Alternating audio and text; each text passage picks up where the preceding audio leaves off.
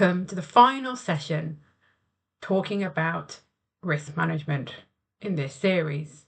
Over the last two sessions, we've explored what makes risk management work and what causes it to fail. You've seen the difference between strategic integration and tick box compliance. You've looked at real world examples such as Toyota and TSB and how the presence or absence of leadership and communication and culture shape the outcome in those events. Now, it's time for you to take that learning into your own world, into your own organisations. I'd like you to take a few minutes for this exercise. Start by identifying a real or hypothetical risk relevant to your organisation or sector. It could be something you're dealing with right now or something that could easily arise. Then capture, in a few words, what effective management of that risk would look like. Who would be involved? What does the process look like?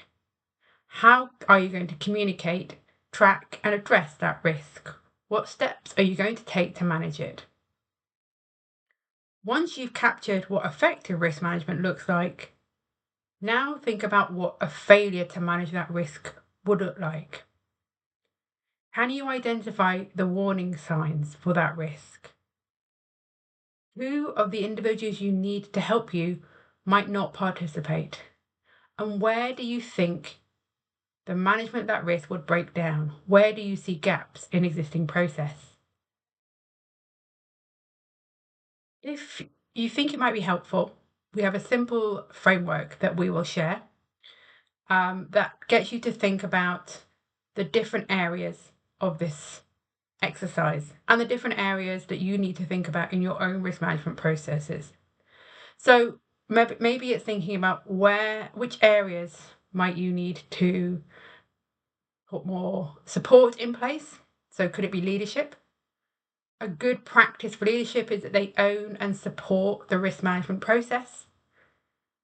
Signs that they are not engaged and signs that indicate that leadership are not supportive of risk management is if they start ignoring risks or downplaying warnings that they're hearing from the organisation. Similarly, if you look at culture, is risk embedded in decision making? Effective practice would be that risk is part and parcel of how you manage decisions in your organisation. But an indicator that risk management isn't being taken seriously and that your risk management processes might fail is that people are avoiding risk and there's silence when risk is raised, or people just aren't sharing risks. The final area you might want to look at is the tools that you're using. So how are you managing risk? Again, effective practice would be risk registers that are live documents that are reviewed regularly and frequently. But signs that this is not working in an organisation is if those documents are static or outdated. If they're only updated, as we've already talked about, when the auditors come knocking and come asking questions.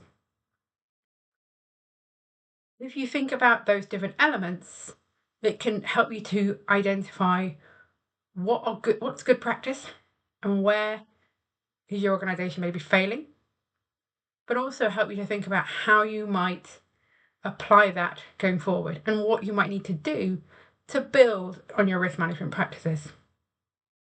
And give you a little checklist. If one of these elements is not happening, so if you've not got effective practice in these three areas, then risk management becomes fragile and your organisation isn't taking it seriously, and there are going to be challenges in how risk management works in your organisation.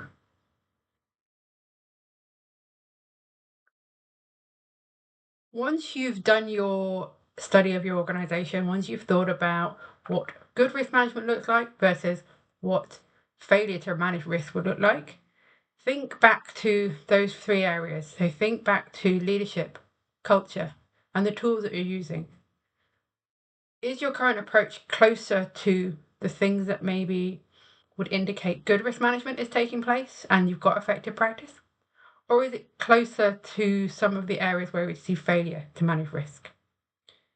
And what do you think you would need to do to make that change, to make that shift, to build better risk management practice?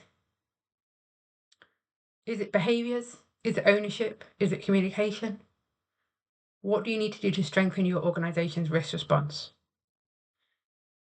The whole point of starting this conversation and thinking about this is we want to turn risk management from the concepts that we've talked about into something that your organization does, and it becomes a habit, something that you do all the time. So take some time to think about that. Take some time to share in the chat and the comments. Where do you think this is working for you? And use the tools that we've suggested. Use the templates that we're providing to help your organization do risk management better.